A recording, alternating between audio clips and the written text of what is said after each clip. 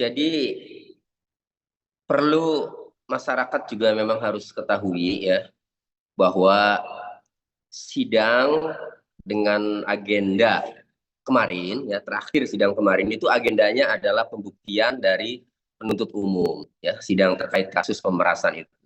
Nah, pembuktian dari penuntut umum itu ya kemarin itu ya menghadirkan saksi ya saksi dari penuntut umum, saksi fakta. Jadi saksi fakta itu yang dihadirkan oleh penuntut umum itu saksi yang menurut penuntut umum dapat menguatkan dakwaan. Itu. Jadi mendukung dakwaan. Itu.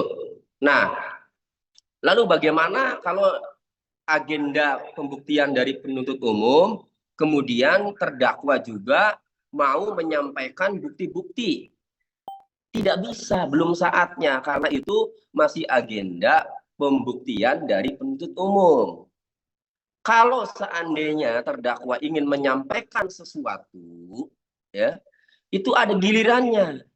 Nanti gilirannya di pemeriksaan terdakwa.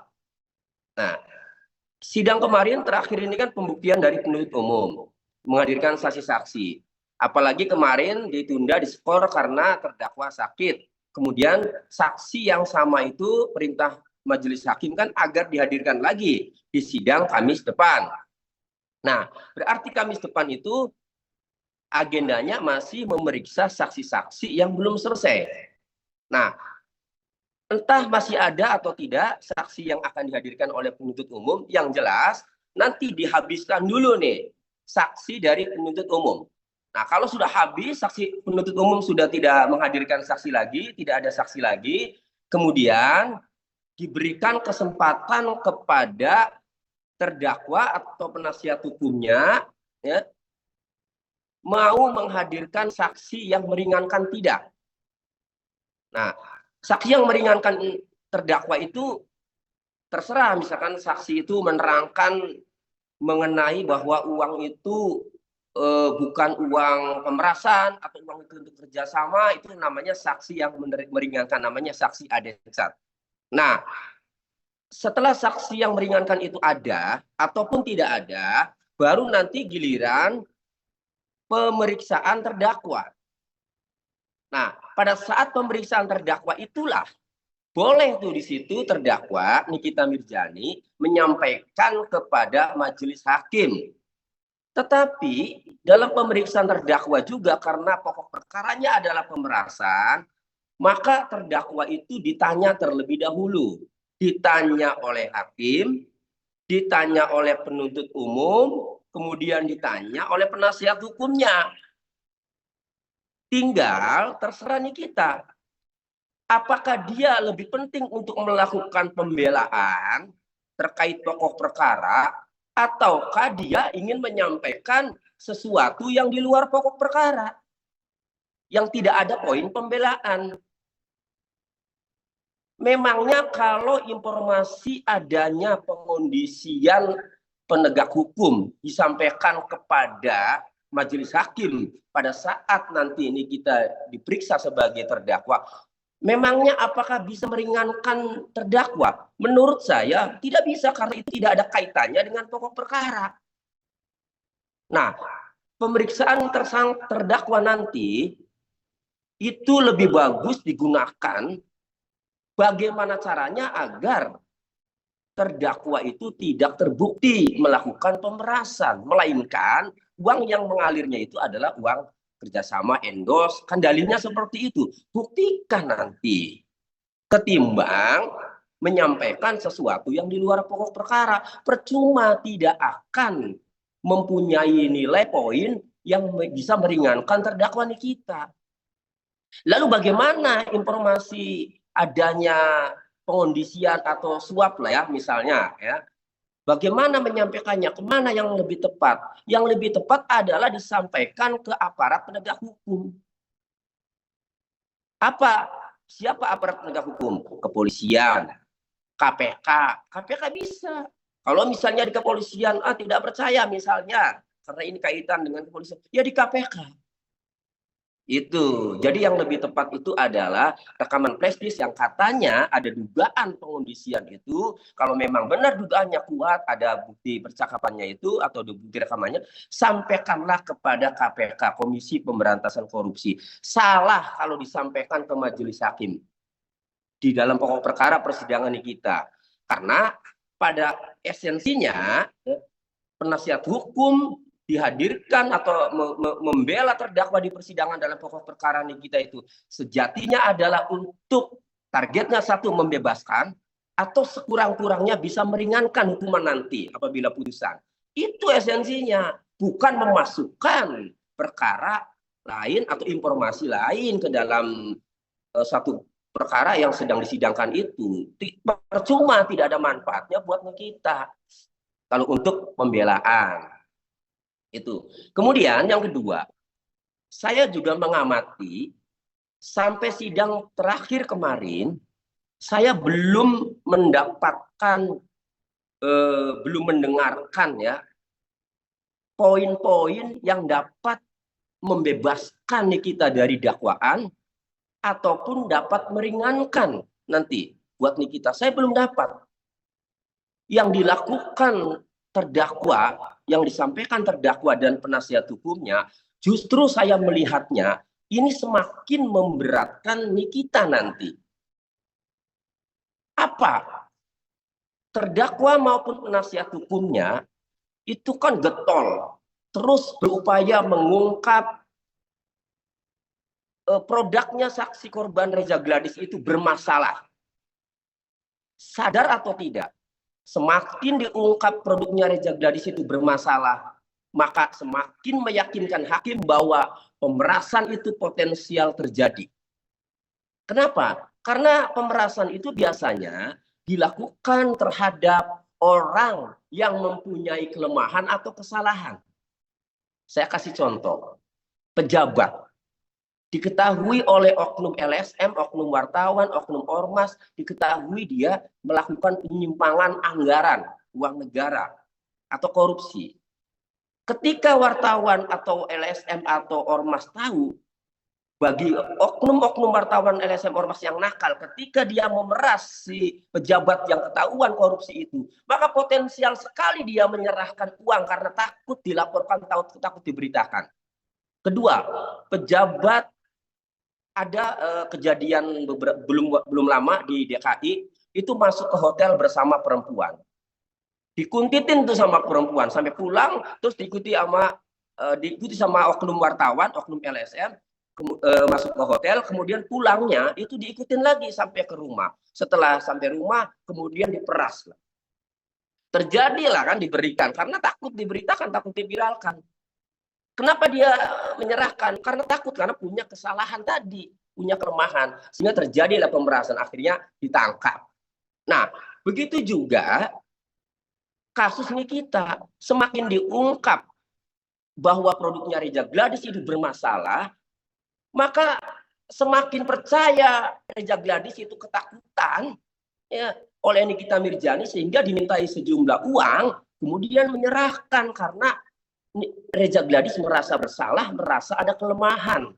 Nah, jadi kalau semakin diungkap ya, produknya Reza Gladys bermasalah, ya, maka semakin meyakinkan hakim bahwa potensi pemerasan itu terjadi, potensial sekali terjadi.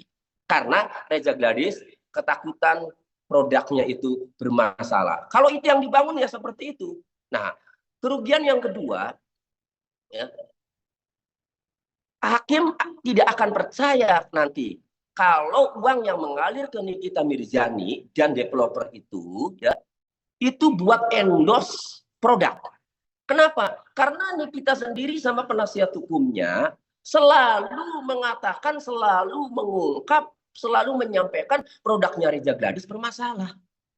Memangnya Nikita Mirzani suka mengendorse produk bermasalah? Tadi itu pertanyaannya. Kalau terus dikatakan itu produknya bermasalah, justru seharusnya kalau dia ya tidak mau dibilang atau diyakini oleh hakim bahwa itu pemerasan, jangan terus mengungkapkan produknya Reza Gladys bermasalah. Itu. Nah, kalau terus mengungkap, maka dampak buruknya itu ada dua tadi kan. Satu, semakin meyakinkan hakim terjadi pemerasan. Yang kedua, hakim tidak akan percaya kalau uang itu adalah untuk endorse. Karena logikanya, masa mau mengendorse produk-produk yang bermasalah? Kan nggak mungkin. Itu yang saya amati sampai sidang terakhir, belum ada poin yang dapat meringankan Nikita Mirzani. Ini di luar sikap ya, saya ke materi saja saya amati. Kalau sikap itu subjektivitas hakim lah nanti yang menilai apakah sikapnya ini mempersulit jalannya persidangan, berbelit-belit atau tidak. Nah, itu juga menjadi pertimbangan hakim nanti dalam memutus berat atau tidaknya, begitu.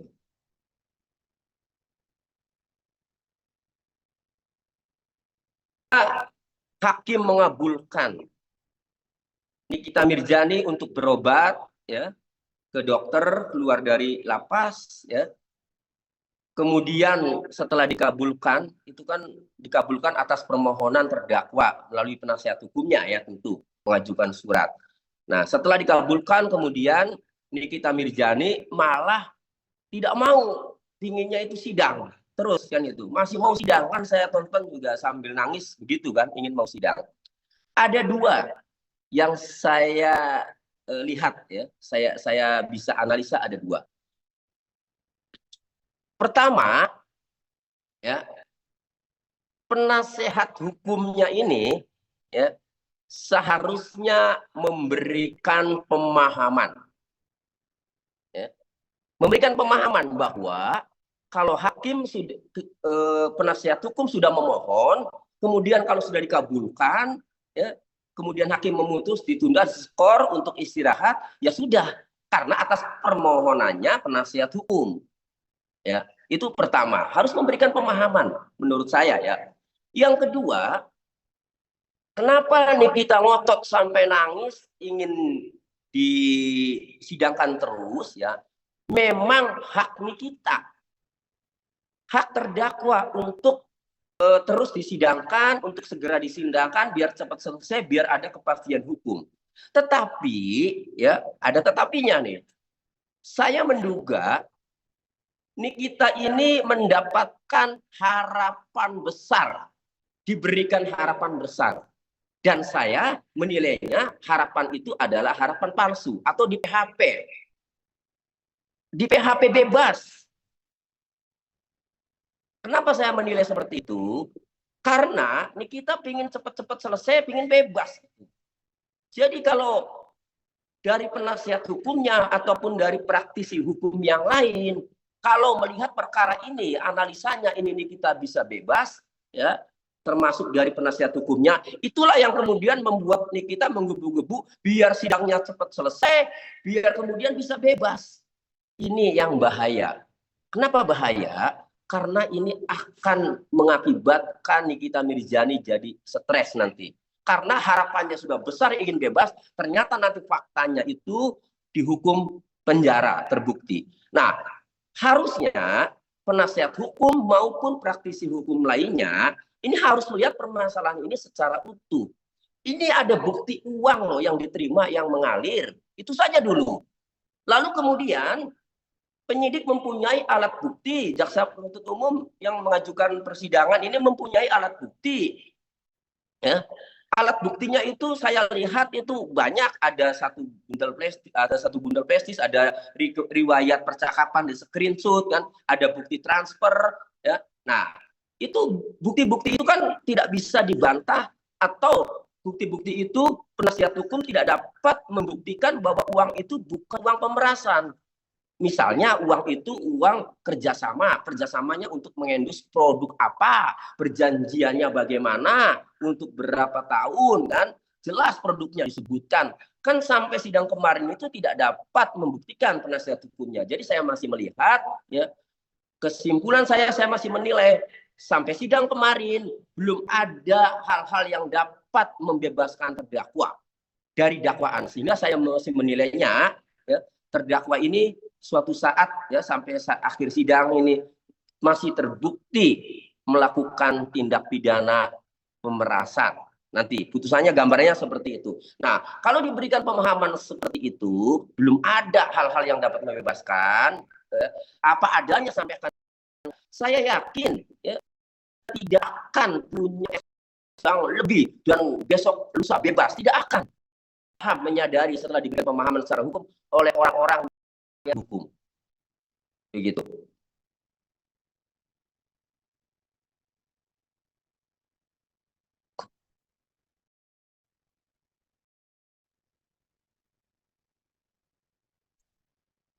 Agar jangan sampai riuh kayak pasar. Khawatirnya kan terjadi emosi pada ribut, itu kan disayangkan ya. Nah, jadi saya sih melihatnya ini bisa mengurangi bahkan menghilangkan di bawah persidangan ya di pengadilan. Tetapi secara esensi tetap esensinya masih dapat. Sidang masih berjalan sesuai dengan KUHP ya. Pembuktiannya juga masih lancar ya. Ribut-ributnya juga tidak mengurangi atau tidak mengganggu ya esensi daripada pembuktian sampai sidang kemarin itu. Itu.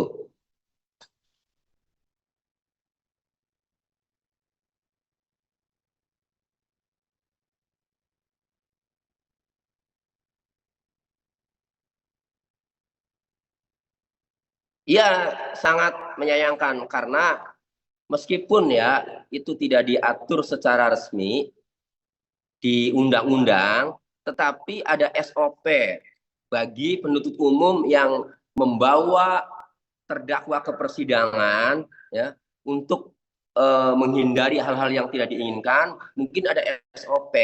Di antaranya adalah setelah selesai sidang, ya, SOP-nya itu dipakaikan rumpi tahanan lagi atau baju tahanan, kemudian dipakaikan borgol. Mungkin bisa jadi SOP-nya seperti itu. Makanya rutin setiap selesai sidang selalu kan mau dipakaikan rompi, kemudian dipakaikan borgol kan.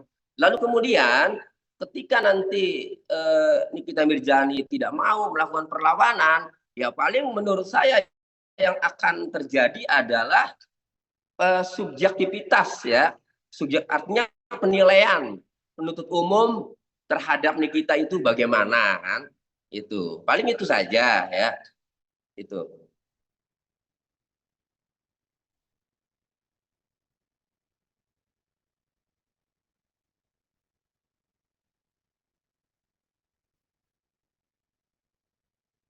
Poin yang paling penting saya menyaksikan Doktip itu ketika Doktip mengakui meminta uang 2 juta dolar kepada suaminya Reja Gladys. Meskipun dia mengatakan itu asal bicara katanya. Tetapi saya melihatnya, meskipun itu asal bicara, itu kan gambling. Kalau bisa kasih ya syukur, kalau enggak ya sudah, itu saya melihatnya ya. Nah, tetapi diakui meminta uang 2 juta dolar ya, walaupun dia mengatakan itu asal bicara karena kan disamperin di rumahnya, kemudian ketemuan di kafe kan itu ya di Cilegon ya kalau tidak salah kan. Nah, tapi kan diakui minta uang 2 juta dolar itu yang saya apa tidak nyangka kok Doktip mengakui kan. Jadi saya melihatnya ini berarti Doktip ketika mereview produk ini tujuannya bukan untuk mengedukasi masyarakat ya, tetapi orientasinya adalah uang menurut saya ya. Karena diakui sendiri walaupun asal bicara tapi sempat terucap angka, menyebut angka 2 juta dolar kan gitu. Itu menurut saya ya. Jadi sidang kemarin itu kalau kesaksian Doktip saya melihatnya yang menarik itu.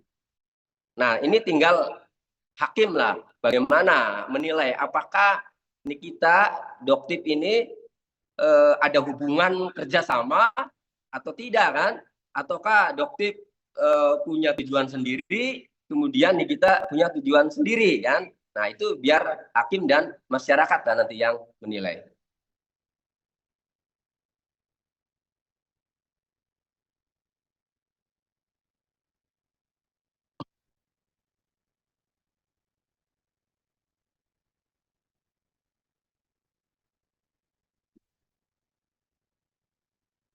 Yang kompres soal apa?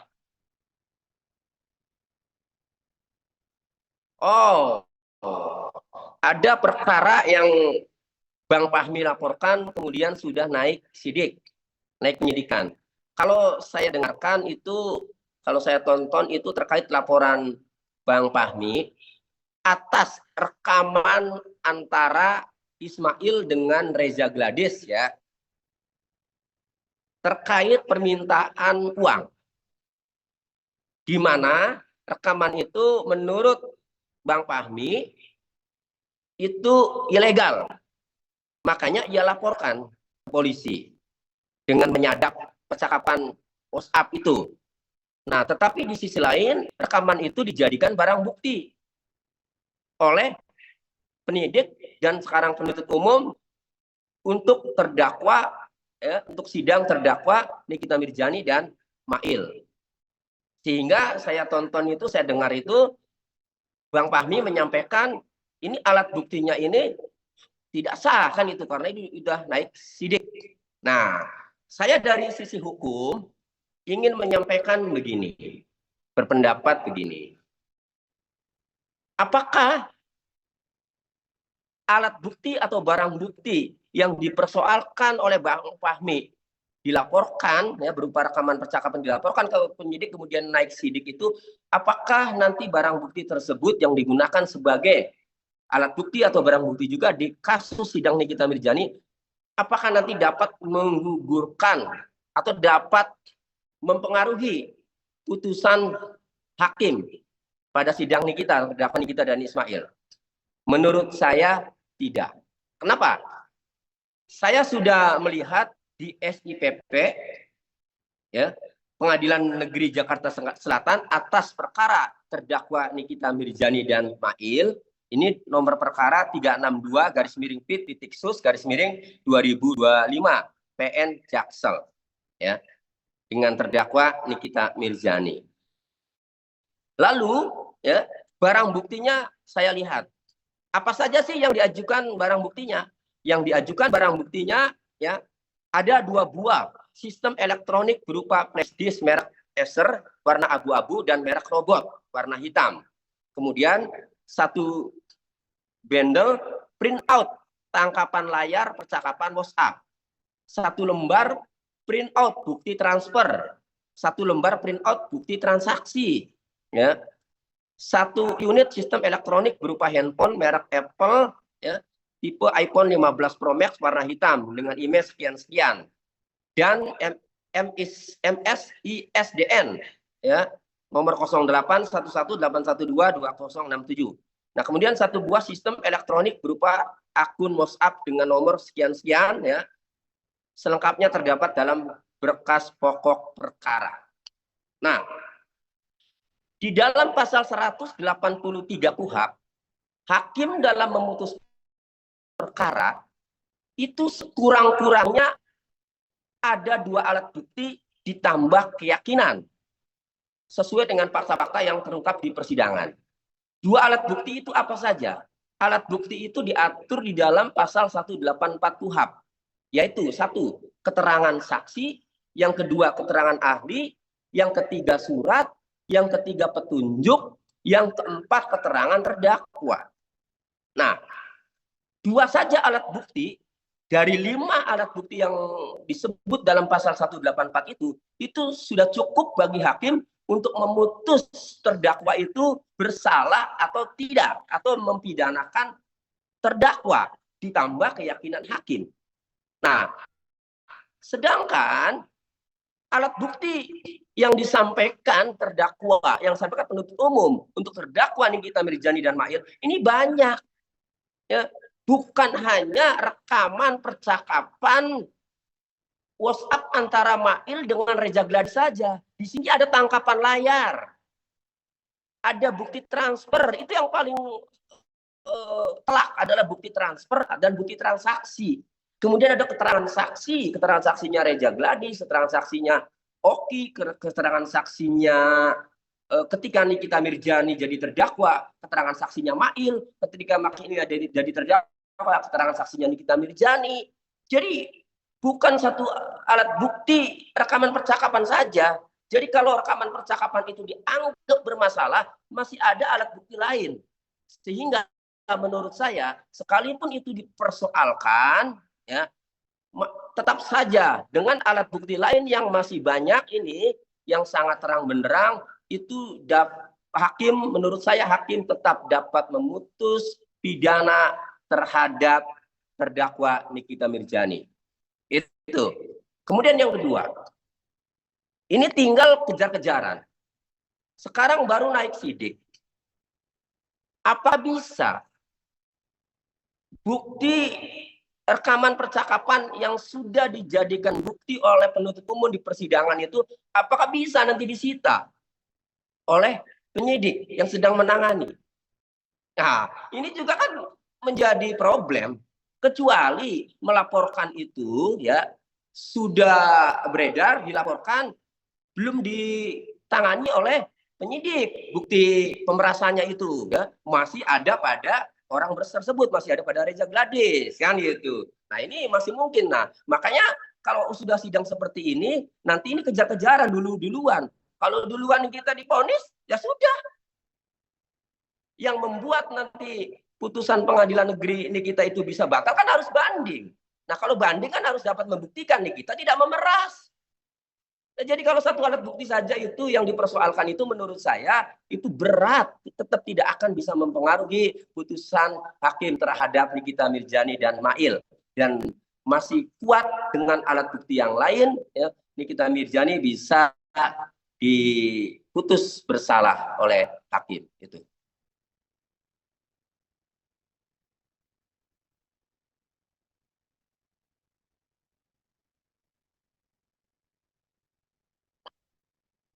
Ya, kalau pesan saya ya kepada rekan Bang Fahmi, kan sama-sama nih kalau jadi advokat, jadi penasihat hukum di persidangan pidana itu ya membela terdakwa ya, fokus kepada pembelaan, fokus di pokok perkara, tidak usah menanyakan ataupun memasukkan informasi-informasi lain. Itu tidak penting, tidak ada gunanya karena penasihat hukum diminta untuk membela terdakwa itu targetnya adalah membebaskan terdakwa dari dakwaan maupun sekurang-kurangnya dapat meringankan. Yang dilakukan selama ini, ya, saya melihatnya itu bukannya untuk membebaskan, bukannya untuk meringankan. Kalau untuk membebaskan, fokus kepada pertanyaan-pertanyaan penasihat hukum yang dapat menguntungkan, dapat bermanfaat bagi terdakwa Nikita Mirzani. Ini tidak. Tadi ya saya amati selalu membongkar produknya Reza Gladys bahwa produknya Reza Gladys bermasalah. Justru itu semakin memberatkan menurut saya. Jadi pesan saya, fokuslah. Ini masih ada waktu, masih beberapa saksi lagi di Kamis depan. Fokuslah bagaimana ya meskipun saksi yang dihadirkan oleh penuntut umum sebisa mungkin bermanfaat buat terdakwa Nikita Mirzani. Bermanfaat itu artinya bisa menguntungkan Nikita Mirzani yang pada akhirnya bisa bebas dari dakwaan. Apa itu? Buktikan bahwa uang itu bukan uang pemerasan gitu loh. Buktikan bahwa uang itu uang kerjasama, endorse. Jangan mengungkap produk bermasalah terus yang akhirnya semakin percaya bahwa itu terjadi pemerasan gitu loh. Kalau semakin terungkap bahwa produknya dijaga bermasalah kan semakin yakin, oh namanya punya kelemahan, namanya ketakutan ya wajar. Makanya netizen kan selalu bilang, kalau tidak bermasalah, kenapa mesti takut? Sebenarnya itu yang terjadi karena bisa jadi bermasalah kan. Nah kemudian jadi takut, ya jadi akhirnya masuk akal pemerasannya itu. Gitu. Jadi pesan saya fokus saja buat Bang Fahmi untuk melakukan pembelaan, membuktikan bahwa kliennya itu bukan melakukan tindak pidana pemerasan, melainkan kerjasama yang didalilkannya itu endorse. Ya, dengan secara detail, ya, dengan menghadirkan nanti saksi yang dapat meringankan atau dapat menguntungkan terdakwa Nikita Mirzani, begitu.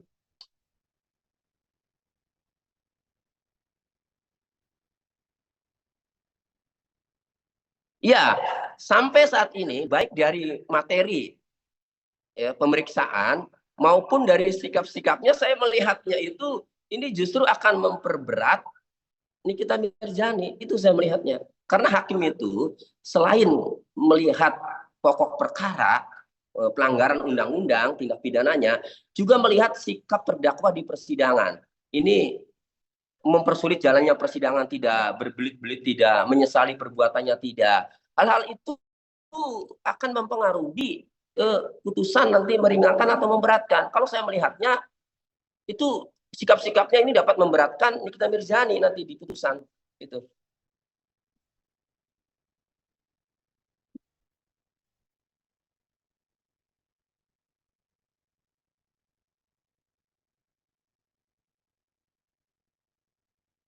Ya, kita lihat nanti di Kamis depan apakah sikap-sikapnya masih sama, ya, apakah cara bertanyanya masih sama dalam menanyakan ya ke saksi-saksi.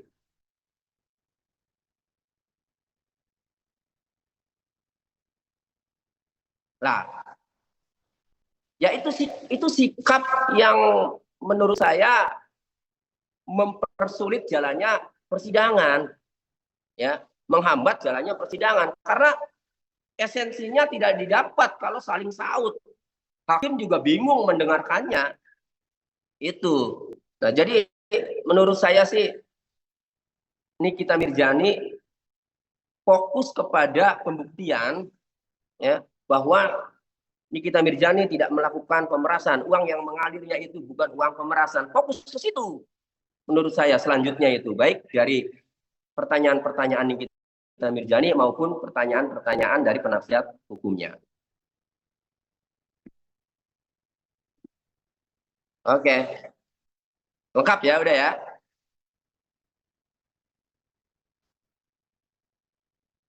Oke, ya, ya, sama-sama. Yuk, ya, Mas Faisal, keluar ya.